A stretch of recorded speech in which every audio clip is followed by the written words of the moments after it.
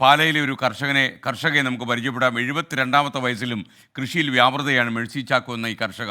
ഇത്തവണ ഓണത്തിന് അവരുടെ സന്തോഷം ഇരട്ടിയാണ്. എന്താണെന്നല്ലേ, പൂക്കൃഷി ചെയ്യണമെന്ന ആഗ്രഹം സഫലമാക്കിയിരിക്കുന്നു മെഴ്സി ചാക്കോ.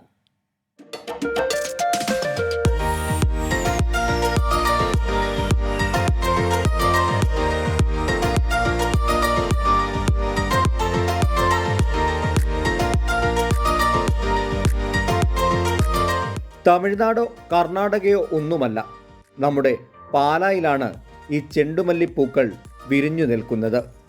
ഇത്തവണത്തെ ഓണത്തിന് പൂക്കളമൊരുക്കാൻ ഇളന്തോട്ടം വടക്കൻ വീട്ടിലെ കൃഷിയിടത്തിലെ ഈ പൂക്കളും ഉണ്ടാകും.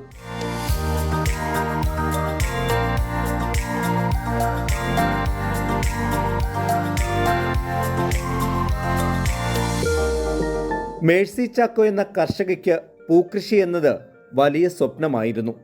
ചെറുപ്പത്തിൽ ഓണക്കാലത്ത് പൂന്നുള്ളാൻ പോയപ്പോൾ ഉണ്ടായ മോഹം.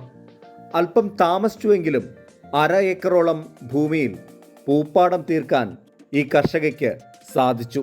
ആ സന്തോഷത്തിലാണ് 72ാം വയസ്സിലെ മേഴ്സി ചാക്കോയുടെ ഈ ഓണം.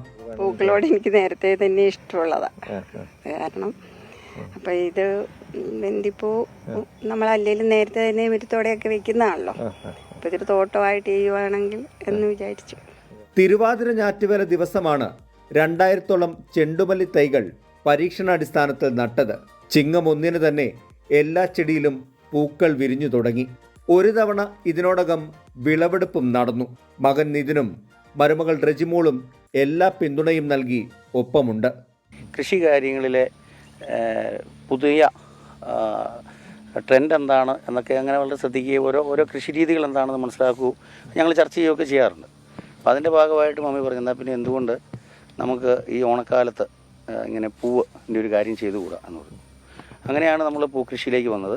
പൂത്തുലഞ്ഞു നിൽക്കുന്ന ചെണ്ടുമല്ലിപ്പാടം കാണാൻ നിരവധി പേരാണ് എത്തുന്നത്. എന്നാൽ കാലം തെറ്റിപ്പെയ്യുന്ന മഴ അല്പം ആശങ്കയുണ്ടാക്കുന്നുണ്ട്.